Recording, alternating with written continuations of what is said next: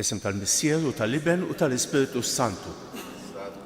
Il-grazzja ta' Sidna Ġesu Kristu l-imħabba tal-Alla u l-għaqda fl-Ispiritu Santu tkun magħkom ilkoll.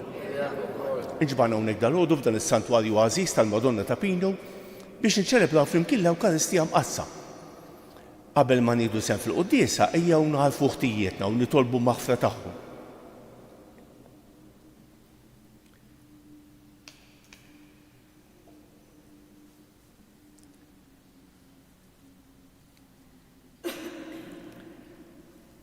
Illum hija ġurnata ferjali, niċċelebraw ukoll it-tifkira ta' San Domenico Savio u se nofru dan is-sagrifiċċju tal-quddiesa għall-erbieħ ta' Toni u Ġolina Galja u l-familja. Int li għaddejt minn fostna tagħmel il-ġejt u tfarraġ u taħfer lil kulħadd mulej ħniena. Int li ma tridx il-mewt tal-midneb imma li jindem u jgħix Kristu ħniena. Int li dejjem toffrilek innifsek lill-Missier b'sagrifiċċju għall-fidwa tagħna mulej ħniena. Iħenna għalina Alla li jista' kollox, jaħfrilna dnubietna u jwassalna għal ħajja ta' dejjem. Nitolbu. U Alla inti tiftaħ il-bieb tas-salta tas-sema lil dawk li jitwildu mill-ġdejt mill-ilma u l-Ispiritu Santu. Kattar fil-qaddejja tiegħek il-grazzja li tajtu biex kull min tnaddaf minn dnubietu kollha ma jiċċaħħadlu xejn mill-wedit tiegħek. Bibnek Ġesu Kristu siedna li hu Alla u mija kienx fi saltan flimkien mal-Ispiritu Santu għal dejjem ta' dejjem.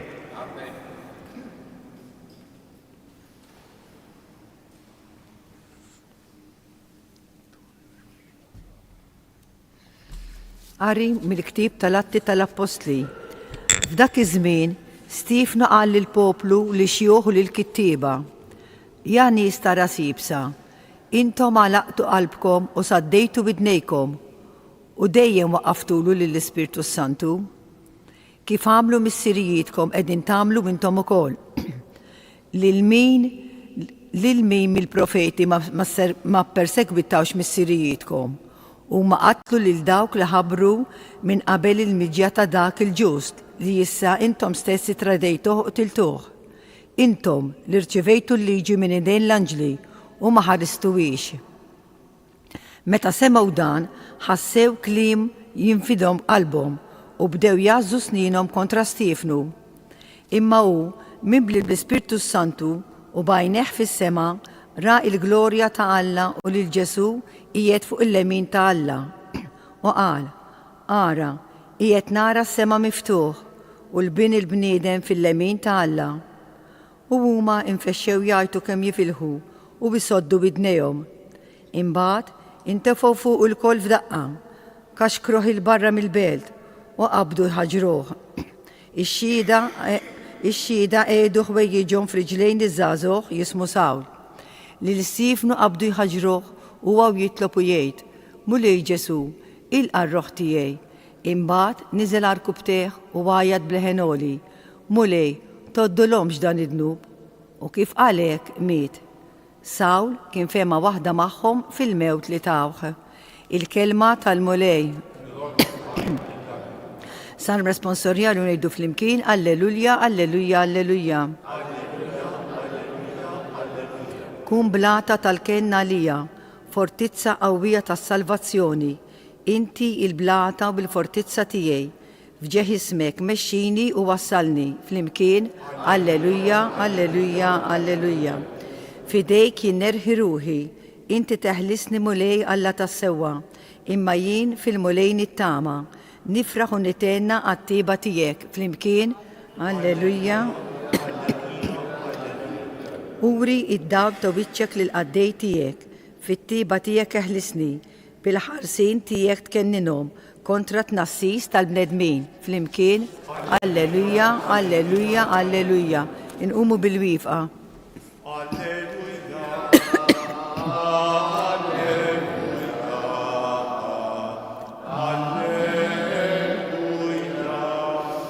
Jiena hu il-ħobs tal-ħajja jgħid il-Mulej, min jiġi għandi ma jieħdu qatt il-ġuħ. Alleluja, Alleluja, Alleluja.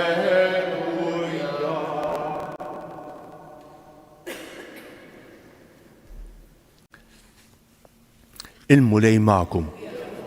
Qari mill-Evanġelju skont San Ġwan.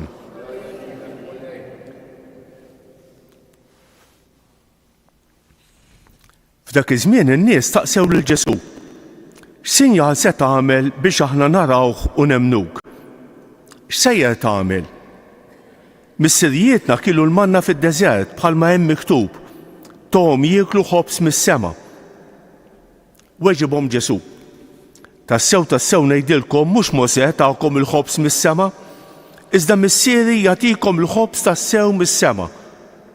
Għaliex il-ħobs ta' Alla huwa dak li jinżel mis-sema u jagħti l-ħajja lid-dinja.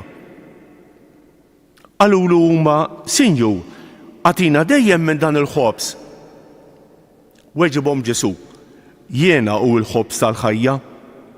Min jiġi għandi ma jieħdu qatt il-ġuħ u min jemmen fija ma jkun qatt bil-għaġġ. Il-kelma tal-Mulej tifħejr lilek Kristu.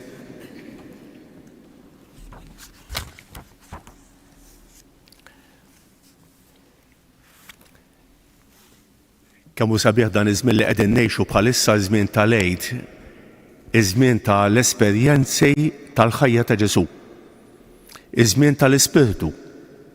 Ara qegħdin naqraw mill-ktieb tal-Atti tal-Apostli, il-ktieb tal-ħajja tal-Knisja, tal-ewwel żminijiet tal-Knisja.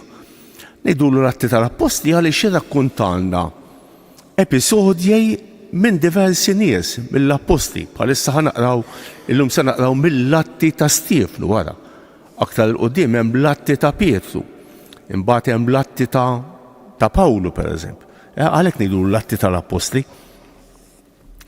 Fl-ewwel lezzjoni li smajna għandna episodju interessanti ħafna, l-martirju ta' San Stiefnu. San Stiefnu kien wieħed minn dawk id-djakni li ippridka lil Ġesu u jieħu l-martirju.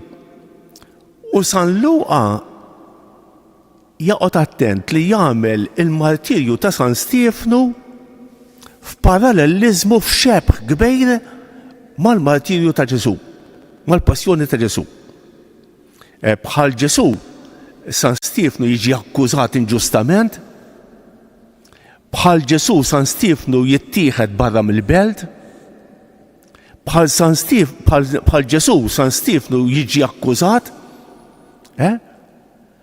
imma aktar minn hekk, bħal Ġesu San Stiefnu jdur lejn il-missier, Mulej Ġesu ilqa r-ruħ tiegħi.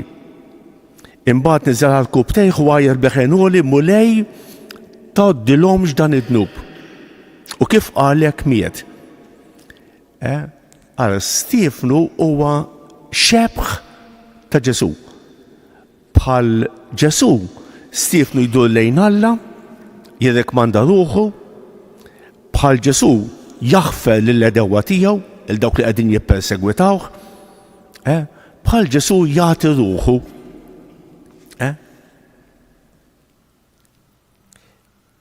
Imma dan l-episodju kollu jorbot fuq sentenza tal-aħħar f'din is-silta. Sawl kien fema waħda magħhom fil-mewt li tawh. Kellu raġun Tertuljanu jgħid li id-dem tal-Martri huwa żerrija tal-insara.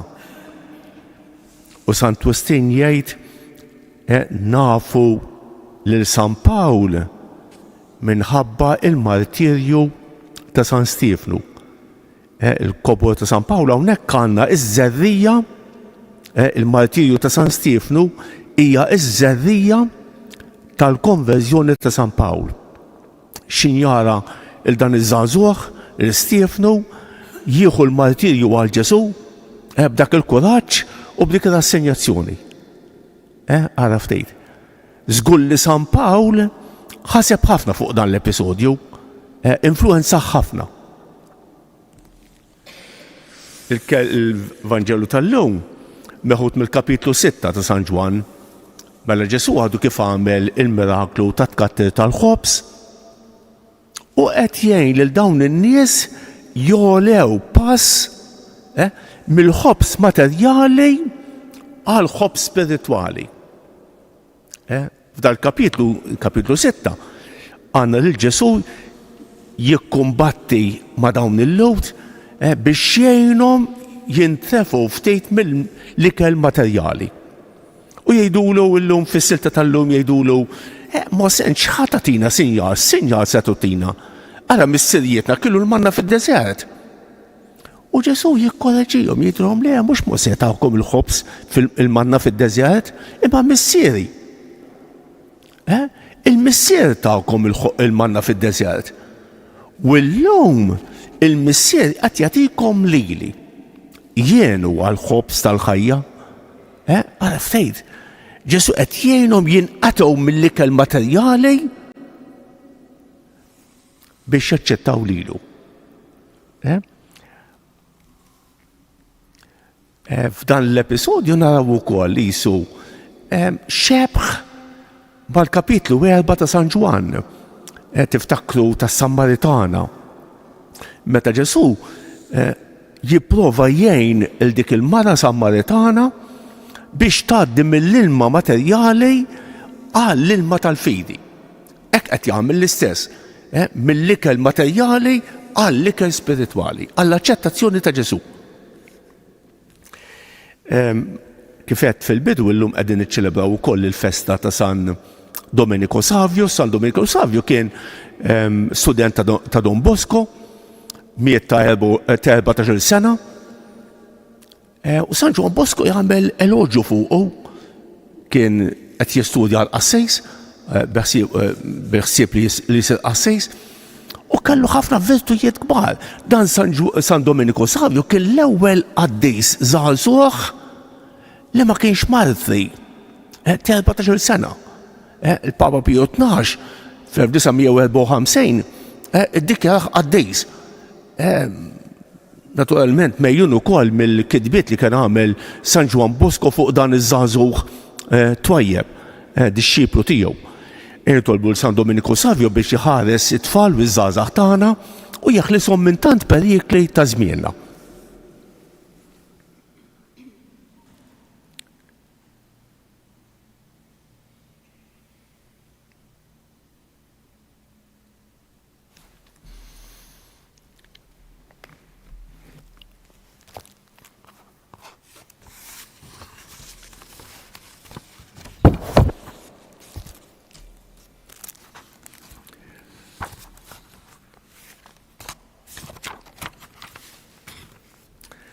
Nitolbu lill-Missiena tas-sema biex jagħtina dejjem li ngħixu bil-qawwa tal-fidi tagħna fi Kristu, il-ħobs ħaj li jinżel mis-sema u ngħidu mulej għati l-qawwa lill-Knisja tiegħek. Mulej għati l-qawwa lill-Knisja tiegħek. għal poplu tiegħek biex jifhem il-valur tax-xhieda profetika tiegħu fid-dinja li trid tara fil-verità nitolbu. Mulej għati l-qawwa lill-Knisja tiegħek. Għal popli tat-tielet dinja li jsofru l-ġuħ u l-mart minħabba l-ġlied, mibeda jew dittatura nitolbu. Għal familji fi gżeritna biex ma jieqfu qatt jafdaw fil-provvidenza tiegħek anki jekk jitjieb il-livell tal-ħajja tagħhom nitolbu. Għalina biex bħal San Stefnu nkunu kapaċi naħfru lil min jagħmlilna d-deni nitolbu.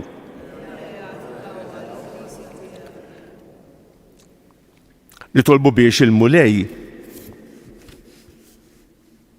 idawwa lill-kardinali biex jażlu lil dak li diġà għażelu. Il-Papa l-ġdejd diġà għażlu Alla.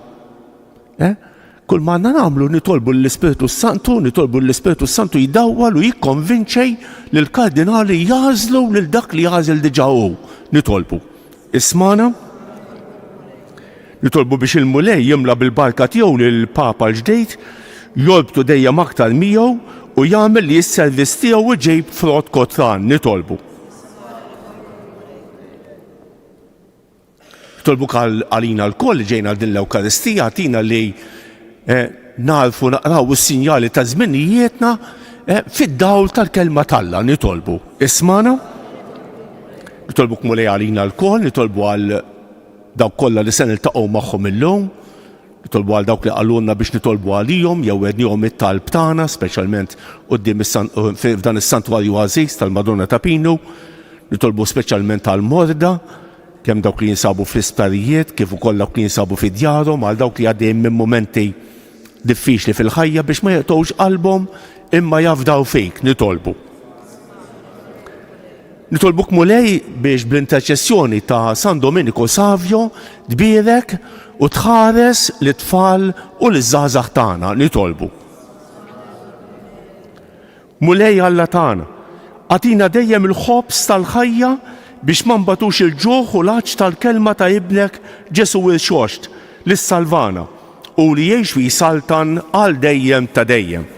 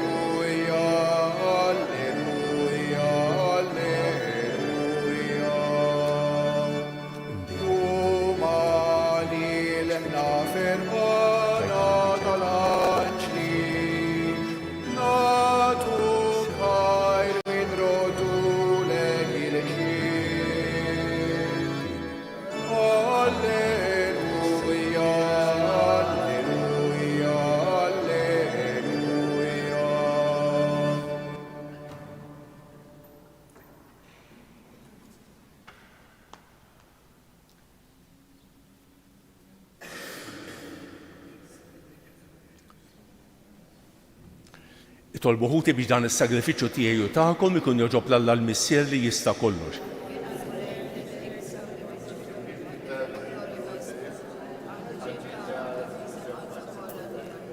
Il-qamu lejn l-offerta tal-Knisja ferħana wagħtija li tgawdi lejna ta' dejjem. Int li tant għamilt magħha biex tifraħ bi Kristus jiedna. Il-mulej magħkom. Nerfgħu qlubna l fuq. Niżu ħajr lill-mulej Alla tagħna. Sewwew xieraq tas-sew mulej tajjeb u ta' ġej tas-salvazzjoni tagħna li dejjem nisqarru l-glorja tiegħek. Iżda ferħ akbar inxandruha f'dan iż-żmien li fih ġie sagrifikat Kristu il-ħaruf tal-għejn tagħna. Bieħ uliet id-dawl jitwildu għal ħajja ta' dejjem. Bieħ il-bibien tas-saltna tas-sema jinfetħu għal fidili. Għax il-mewt tiegħu qiegħdet il-mewt tagħna u bil-qawmien tiegħu qumna l-koll għal ħajja ġdida. Għalhekk f'dan il-ferħ tal-għid imxerret ma' kull imkien fid-dinja, il-bnedmin kollha jimtlew bil-għena u l-qawwiet tas-sema mas-setat tal-anġli jinġulek innu ta' glorja u bla qiegħda itennulek. Qaddis, qaddis, qaddis, mulej Alla tal-eżerċitu. Osanna fil-għoli ta' smewbiet, imbierek li ġej f'isem il-mulej, osanna fil-għoli ta' smewbiet. Għaddis tas-sew int mulej, inti lajn ta' kull dusija. Għaddes għalek nitolbu dawn l-offerti bil-barka tal-Ispirtu tiegħek biex isiru għalina il-ġisem u d-dem ta' Sidna Ġesu Kristu li meta kien se jingħata biex miraj ħibati ħaj il-ħobs, ratt il-ħajr, qasam, tal id-dixxipli tiegħu u qal: ħudu u kulu l-kol minn dan, għax dan huwa ġismi li jingħata għalikom.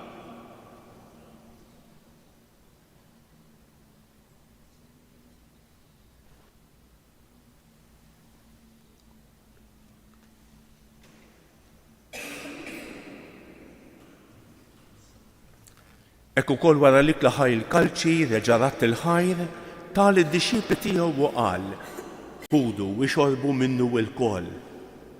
Għax dan huwa l-kalċi ta' demmi tal-patt il-ġdid li jibqa' għal dejjem. Id-demm li jixxerret għalikom u għall-bnedmin kollha għal maħfra ta' dnubiet. Għamlu dan b'tifkira tiegħi.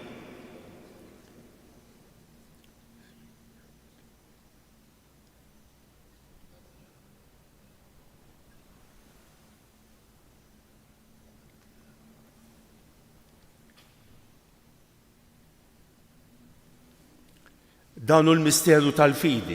Inħabru l-mewt tiegħek mulej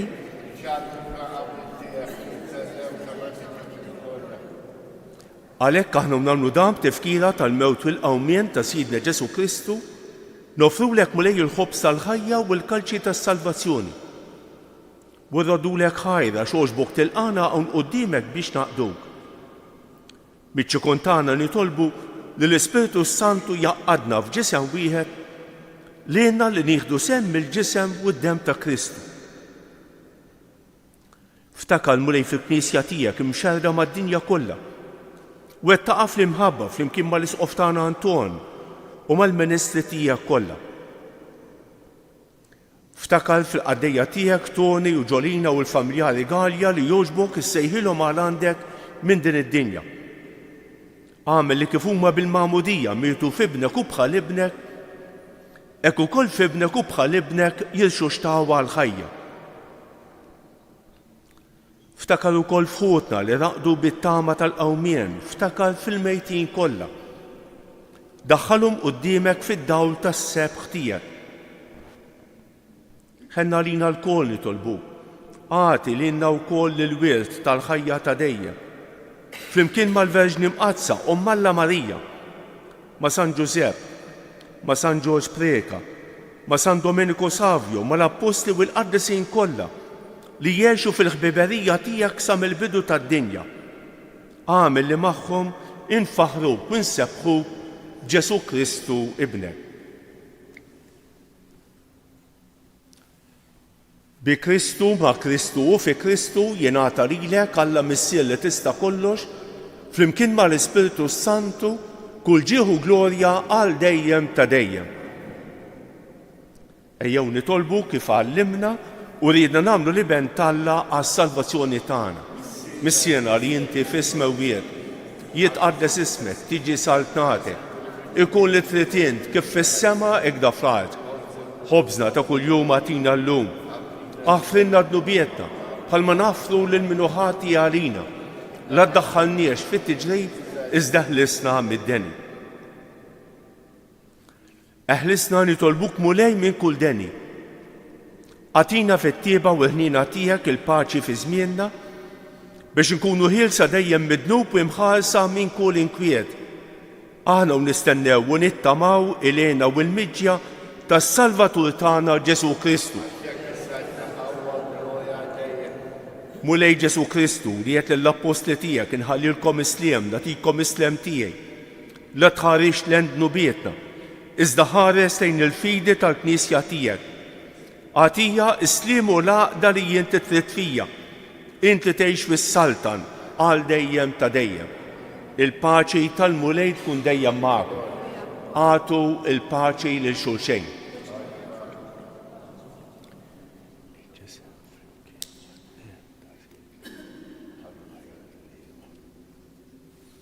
ħaruf Talla li tneħħi d-nubiet tad-dinja ħenna għalina.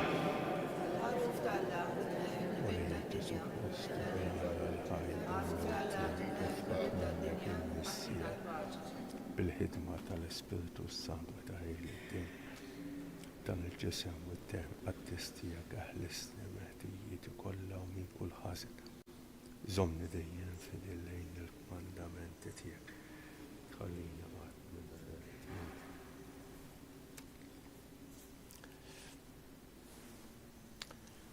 Danu l-ħaruf Talla, danu li jneħħi d-nubiet tad-dinja.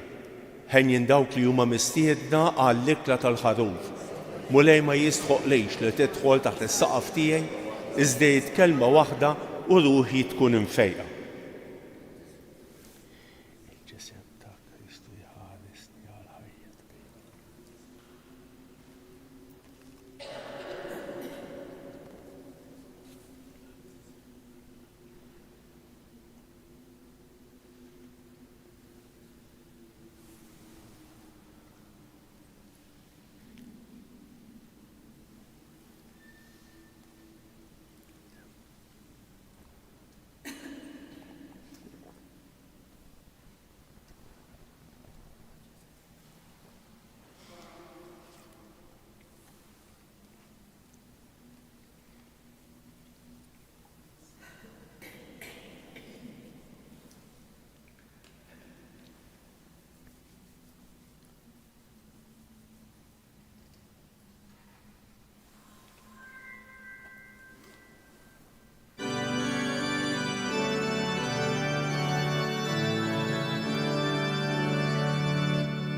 Kristu għammi l-mewt, Kristu jsalta l-ħaj, Alleluja.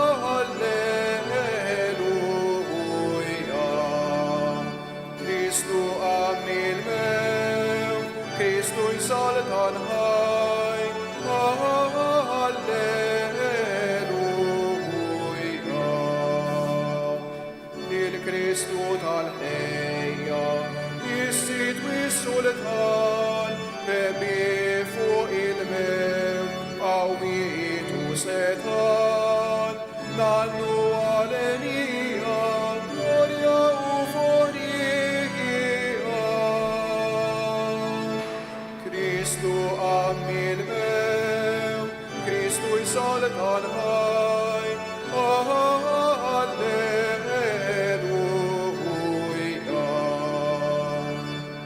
Għal-anġlu li jasses il-qamar miftuħ li juri lin-nisa il-post feqedu.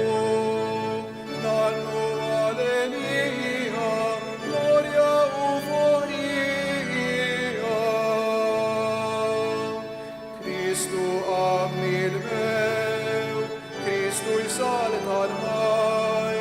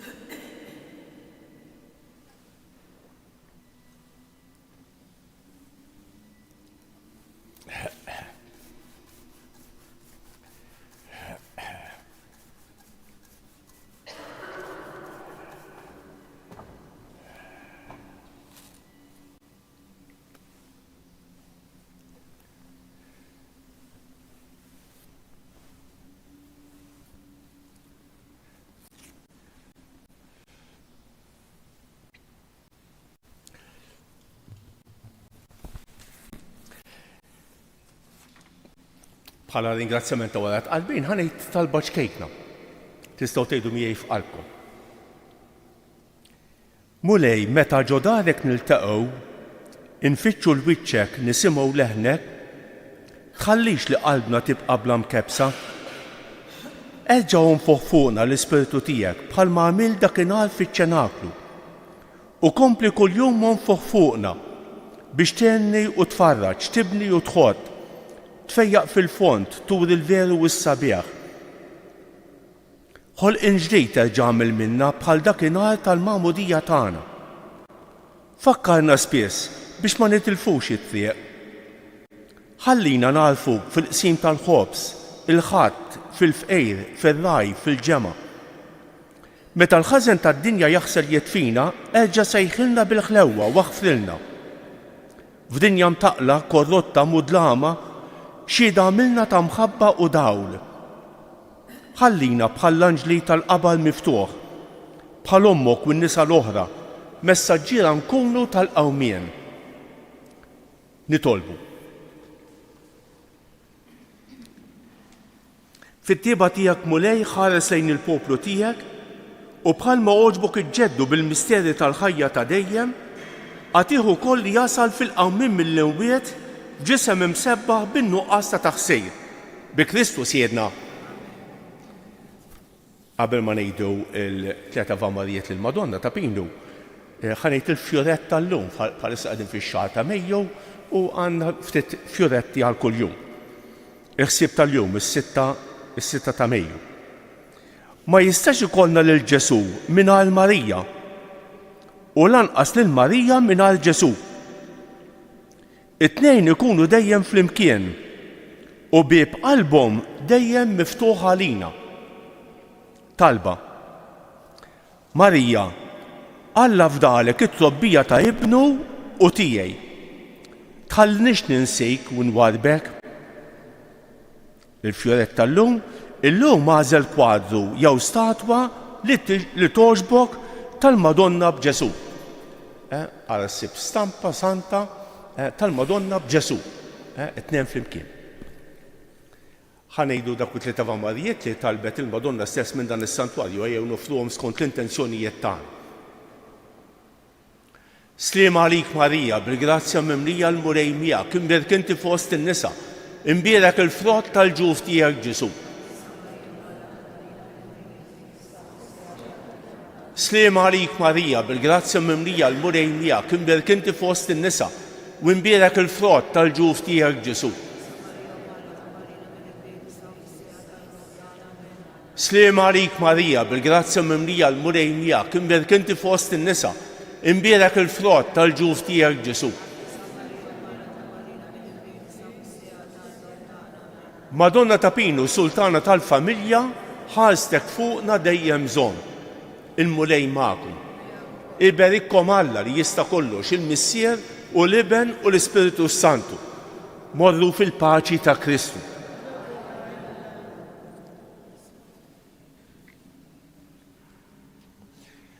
Fil-ħlewa ta' Mejju